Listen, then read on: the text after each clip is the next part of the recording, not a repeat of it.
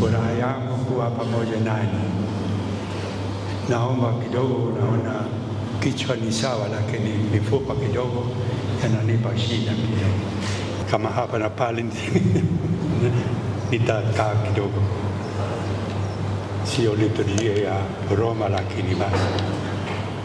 Kwa jina la Baba na la Mwana na la Roho Mtakatifu. Neema ya Bwana iwe nanyi nyote.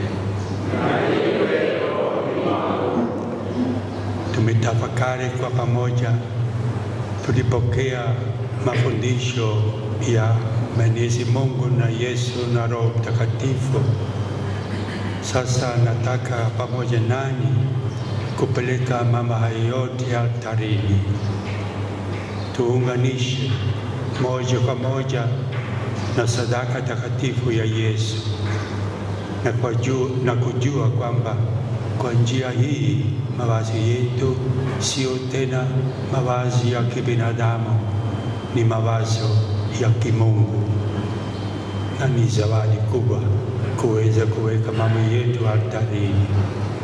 Tuanze na kukiri kwamba udhaifu wetu inahitaji msaada wa Mungu kwa kuweza kusali vizuri na kuungamia. Mungu mwenyezi, nani ndugu zangu, kwani nimekosa mno kwa mawazo, kwa maneno, kwa vitendo na kwa kutotimiza wajibu. Nimekosa mimi, nimekosa sana.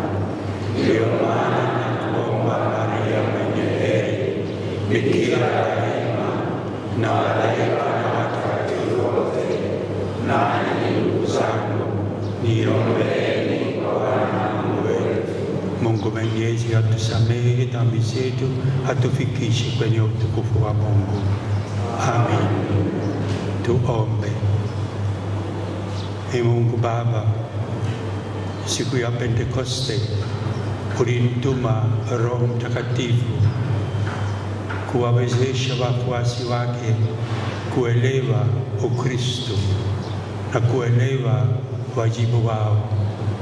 Utupe mwanga na nguvu ya kupokea wajibu wetu, na pamoja na wewe kujenga taifa letu kufuata utashi wako.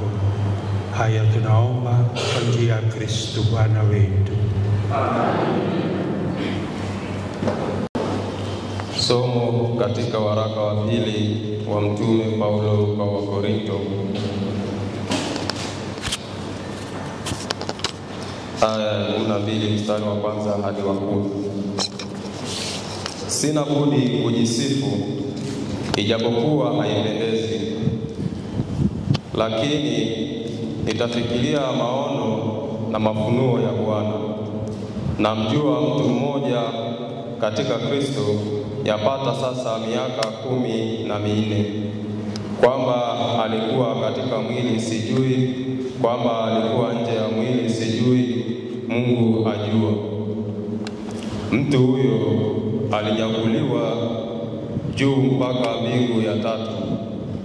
Nami namjua mtu huyo, kwamba alikuwa katika mwili sijui, kwamba alikuwa nje ya mwili sijui, Mungu ajua, ya kuwa alinyakuliwa mpaka peponi. Akasikia maneno yasiyo tamkika, ambayo haijuzu mwanadamu ayanene. Kwa habari za mtu kama huyo nitajisifu, lakini kwa ajili ya nafsi yangu sitajisifu, isipokuwa katika habari ya udhaifu wangu.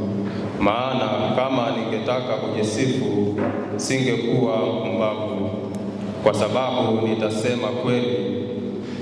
Lakini najizuia, ili mtu asinihesabie zaidi ya hayo ayonayo kwangu au kuyasikia kwangu. Na makusudi nisipate kujivuna kupita kiasi. Kwa wingi wa mafunuo hayo nalipewa mwiba katika mwili, mjumbe wa Shetani, ili anipige nisije nikajivuna kupita kiasi. Kwa ajili ya kitu hicho nalimsihi Bwana mara 3 kwamba kinitoke. Naye akaniambia, neema yangu ya kutosha, maana uweza wangu hutimilika katika udhaifu. Basi nitajisifia udhaifu wangu kwa furaha nyingi, ili uweza wa Kristo ukae juu yangu. Kwa hiyo napendezwa na udhaifu na ufidhuli na misiba na adha na shida kwa ajili ya Kristo.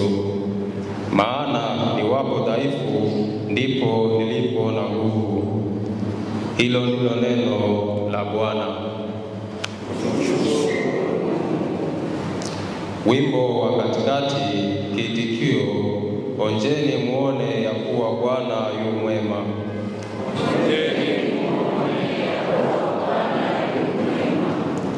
Malaika wa Bwana hufanya kituo, akiwazungukia wamchao na kuwaokoa.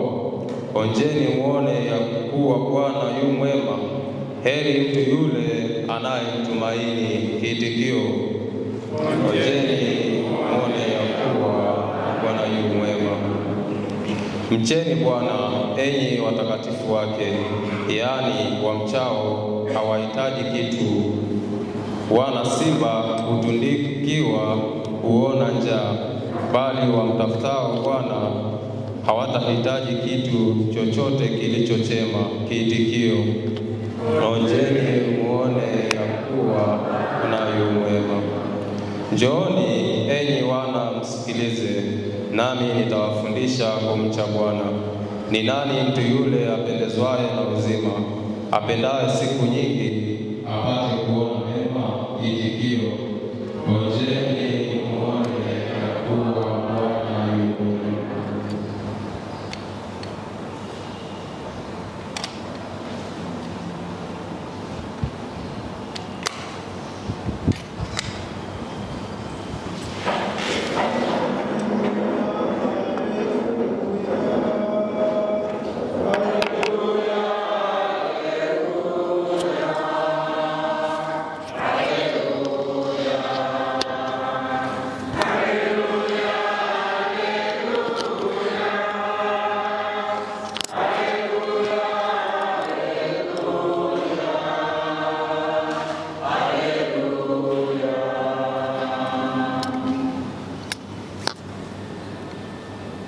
Haleluya, haleluya. Unifahamishe nami nitaishika sheria yako, nitaitii kwa moyo wangu wote. Haleluya.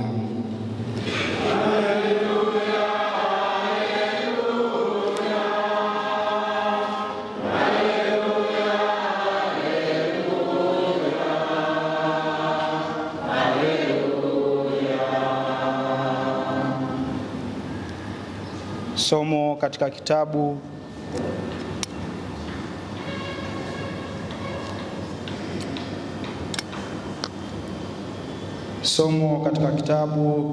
cha mwinjili Mathayo sura ya 6 mstari wa 24 hadi 34. Yesu akawaambia wanafunzi wake, hakuna mtu awezaye kutumikia Bwana wawili, kwa maana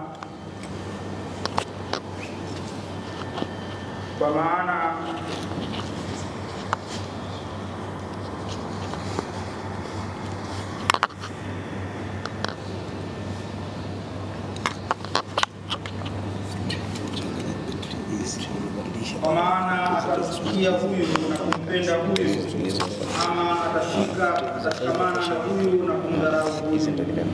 Hamwezi kutumikia Mungu na mali. Kwa sababu hiyo nawaambieni, msisumbukie maisha yenu, mle nini au mnywe nini, wala miili yenu mvae nini. Maisha, je, si zaidi ya chakula, na mwili zaidi ya mavazi? Mwangalieni ndege wa angani, ya kwamba hapandi wala havuni wala hakusanyi ghalani, na Baba yenu wa mbinguni huwalisha hao. ninyi je, si bora kupita hao? Ni yupi kwenu ambaye akijisumbua aweza kujiongezea kimo chake hata mkono mmoja? Na mavazi ya nini ya kusumbukia? Fikirini maua ya shambani jinsi yameavyo, hayafanyi kazi wala hayasokoti. Nami nawaambia ya kwamba hata Sulemani katika fahari yake yote hakuvikwa vizuri kama moja ya hayo. Basi ikiwa Mungu hayaviki hivi majani ya kondeni yaliyopo leo na kesho hutupwa karibuni, je, hatazidi sana kuvika ninyi, enyi wa imani haba? Msisumbuke basi ukisema, tule nini au tunywe nini au tuvae nini? Kwa maana hayo yote mataifa huyatafuta. Kwa sababu Baba yenu wa mbinguni anajua ya kuwa mnahitaji hayo yote. Bali utafuteni kwanza ufalme wake na haki yake, na yoyote mtazidishiwa. Basi msisumbuke ya kesho, ya kuwa kesho itajisumbukia yenyewe. Yatosha kwa siku maovu yake. Neno la Bwana. Sifa kwako Kristo. Inaalika msingi ya spirituality ya kila Mkristo. Kama Paulo anasema, nimefika katika hali ya kutokuwa na uwezo juu ya mwili wangu, kutokuwa na uwezo juu ya mipango. Nimefika katika hali ya kumtegemea Mungu. Na kumtegemea Mungu sio katika maana ya kutofanya chochote. Kumtegemea Mungu ni kufungua mioyo ya utashi na kusema kila kitu kinaanza na wewe. Kwa hiyo kama mimi, kama mtaalamu mfanyakazi wa serikali, msingi ni kuanza na Mwenyezi Mungu. Halafu tunaweza kutumia vipaji vyetu kujaribu kujibu mahitaji ya watu, lakini haitakuwa kazi yangu, itakuwa kazi ya Mungu mwenyewe. Na Injili vile inasema usiwe na mashaka katika maisha. Najua maisha ni magumu, lakini na mimi niko tayari kutembea na wewe. Katika misa ya leo tuombe Mwenyezi Mungu kuweka Mungu kama msingi ya maisha yetu, familia yetu, taifa letu. Tuombe maombi machache wakati wa kupeleka altarini pamoja na mkate na divai. Mimi naomba Mungu Mwenyezi kulinda Tanzania, kulinda Watanzania, tusiingie mvurugo bila sababu. Tuendelee kujenga kupokeana na kutojaribu kujiweka mbele, lakini kujaribu wote tuwe watumishi wa watu. Bwana,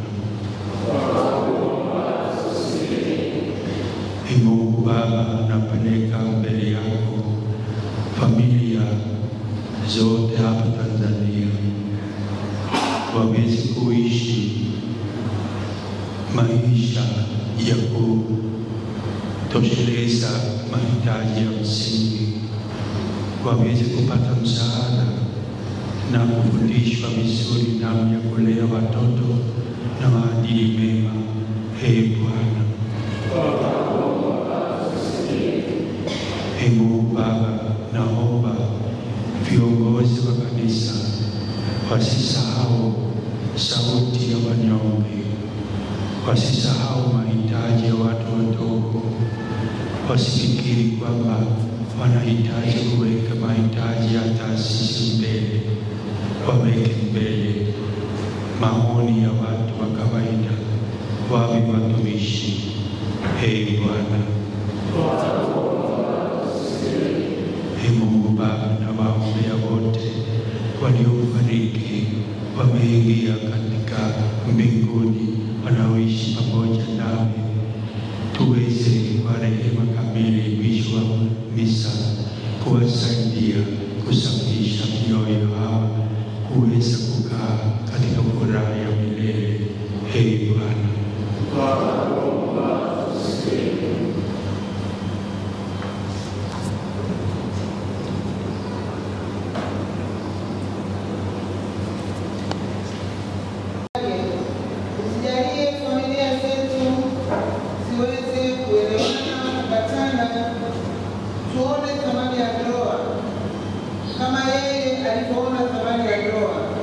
Na pale inapotokea changamoto, utujalie nguvu ya kuweza kusuluhisha na tusipende kutafuta talaka.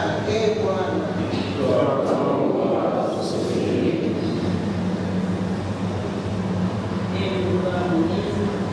Tunamshukuru kwa ajili ya semina ya siku ya leo. Semina hii ni wewe mwenyewe umetetea na kuweza kushiriki. Tunaomba nguvu ya Roho Mtakatifu ili kweli tutaishi yote tulifundishwa imani.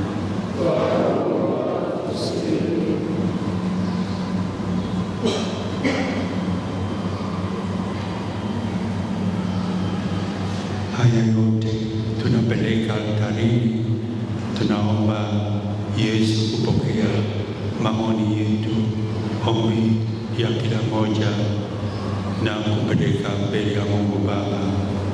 Amina.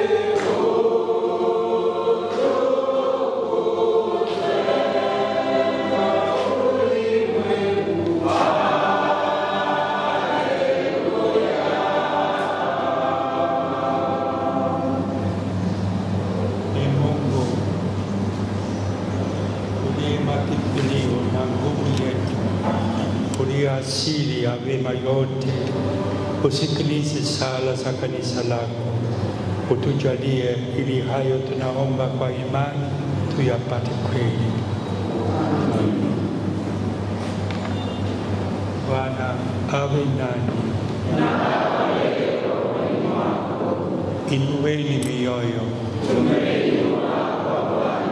Tumshukuru Bwana Mungu wetu.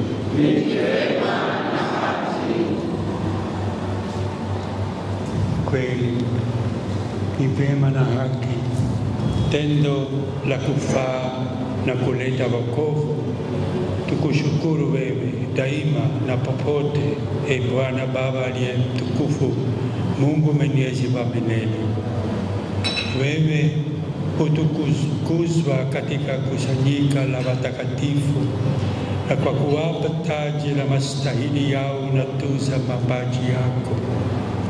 Wewe unatujalia mfano katika mwenendo wao na ushirika katika kuungana nao na msaada wa maombezi yao, ili kwa kuthibitishwa na mashahidi wengi namna hiyo, tupige mbio bila kushindwa katika mashindano yaliyowekwa mbele yetu, na tupate pamoja nao lile taji la utukufu lisiloharibika kwa njia ya Kristo Bwana wetu. Amen. Kwa hiyo sisi pamoja na malaika wakuu na umati mkubwa wa watakatifu tunakuimbia utenzi wa sifa tukisema bila mwisho: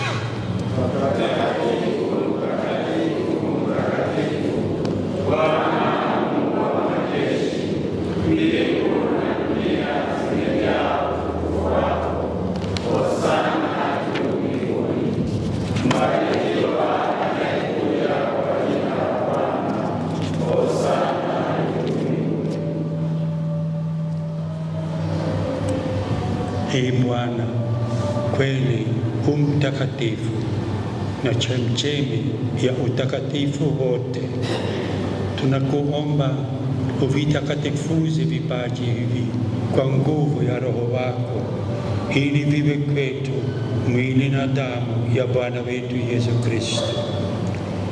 Yeye alipotolewa na kuingia kwa hiari katika mateso yake, alitwaa mkate, akashukuru, akaumega, akawapa wafuasi wake akisema, twaeni mle nyote, huo ndio mwili wangu utakaotolewa kwa ajili yenu.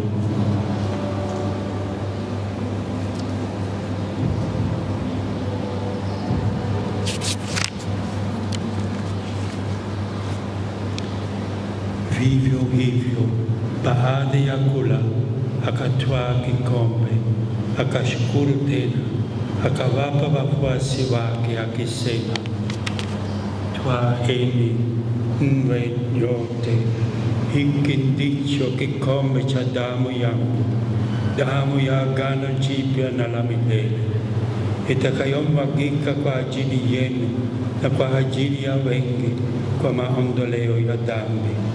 Fanyeni hivi kwa kunikumbuka mimi.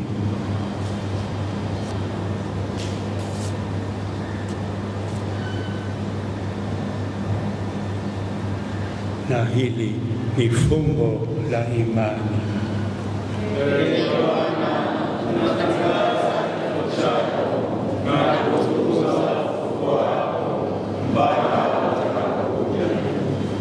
Kwa hiyo, Ee Bwana, tunapoadhimisha ukumbusho wa kifo na ufufuko wake mwanao, tunakutolea mkate wa uzima na kikombe cha wokovu. Tunakushukuru kwa kuwa umetustahilisha kusimama mbele yako na kukutumikia. Pia tunakusihi kwa unyenyekevu ili kushiriki mwili na damu yako, tukusanywe na Roho Mtakatifu tupate kuwa jamaa moja. Ee Bwana, ulikumbuke kanisa lako lililoenea popote duniani, ulikamilishe katika upendo, pamoja na Baba Mtakatifu wetu leo na askofu wetu Tadeus na msaidizi wake Henry Mchamungu na wakleri wote. Uwakumbuke pia ndugu zetu waliofariki dunia wakiwa na tumaini la ufufuko, na marehemu wote waliofariki dunia katika huruma yako. Uwapokee kwenye nuru ya uso wako. Tunakuomba utuhurumie sisi sote, ili pamoja na Maria Bikira mwenye heri, mama wa Mungu, na Mtakatifu Yosefu mume wake Bikira, mitume wenye heri na watakatifu wote waliokupendeza tangu kale, tustahili kushiriki uzima wa milele na kukusifu na kukutukuza kwa njia ya mwanao Yesu Kristo. Kwa njia yake, pamoja naye na ndani yake, wewe Mungu Baba Mwenyezi, katika umoja wa Roho Mtakatifu, unapata heshima yote na utukufu milele na milele.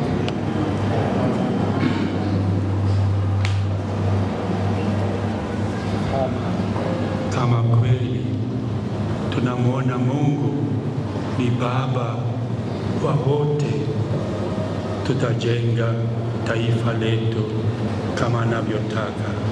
Tuseme pamoja: Baba yetu uliye mbinguni, jina lako litukuzwe, ufalme wako ufike, utakalo lifanyike duniani kama mbinguni. Utupe leo mkate wetu wa kila siku, utusamehe makosa yetu kama tunavyowasamehe na sisi waliotukosea, usitutie katika kishawishi, lakini utuokoe maovuni. Ee Bwana, tunakuomba utuopoe katika maovu yote, utujalie kwa wema amani maishani mwetu, kusudi kwa msaada wa huruma yako tuopolewe daima na dhambi, wala tusifadhaishwe na jambo lolote, tunapotazamia tumaini lenye heri na ujio wa Mwokozi wetu Yesu Kristo.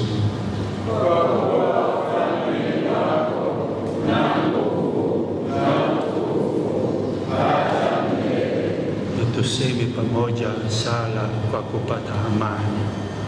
Ee Bwana Yesu Kristo, uliwaambia mitume wako, amani inawaachie, amani yangu nawapa. Usitazame dhambi zetu, ila tu imani ya kanisa lako. Upende kulijalia amani na umoja, kama yalivyo mapenzi yako, unaishi na kutawala daima na milele. Amani ya Bwana iwe daima nanyi. Peane amani.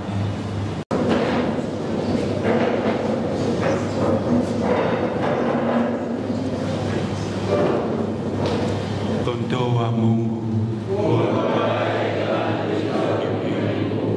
utuhurumie.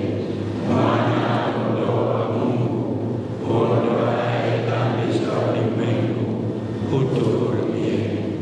Mwana kondoo wa Mungu, uondoaye dhambi za ulimwengu, utujalie amani.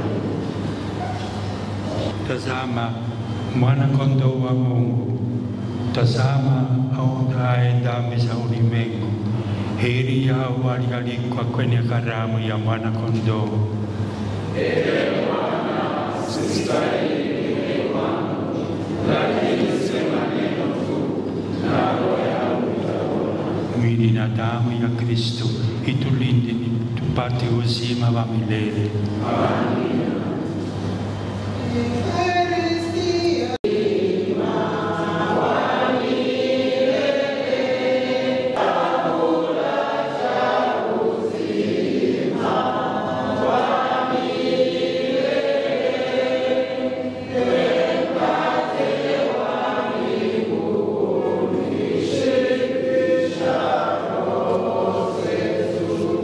Yesu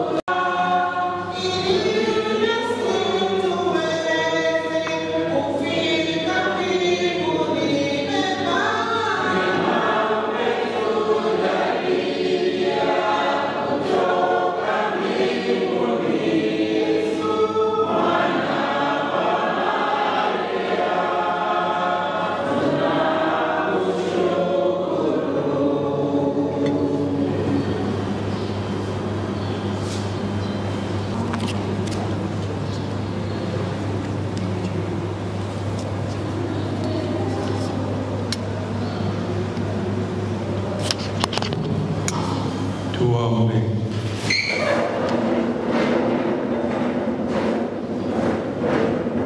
Ee Mungu Baba, tunakushukuru kwa siku ya leo kuweza kutafakari chini ya mwanga wa Roho Mtakatifu, kupata mwanga namna ya kuwatumikia vizuri, kuwa watumishi wako. Tunakushukuru, ulikuwa nasi, uendelee kuwa nasi na familia ya watu wote waliohudhuria misa ya leo. Tunaomba haya kwa njia ya Kristo Bwana wetu.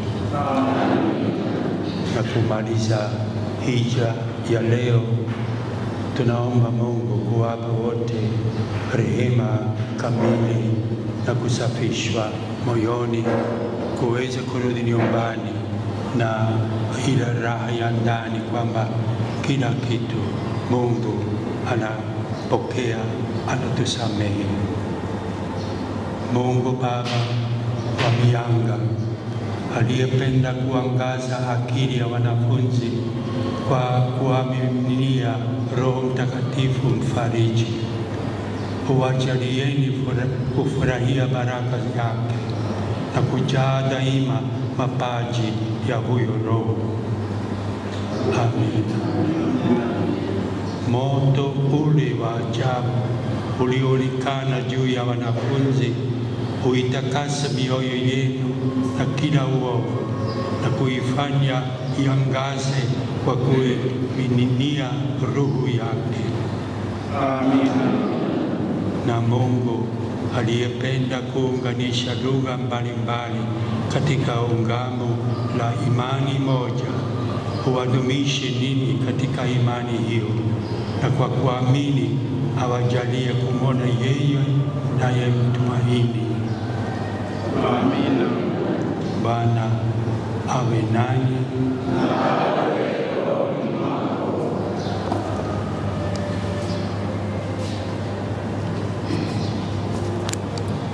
Mungu Mwenyezi awabariki na kuwalinda, kwa jina la Baba na la Mwana na la Roho Mtakatifu. Amen. Nendeni na amani. Asanteni sana.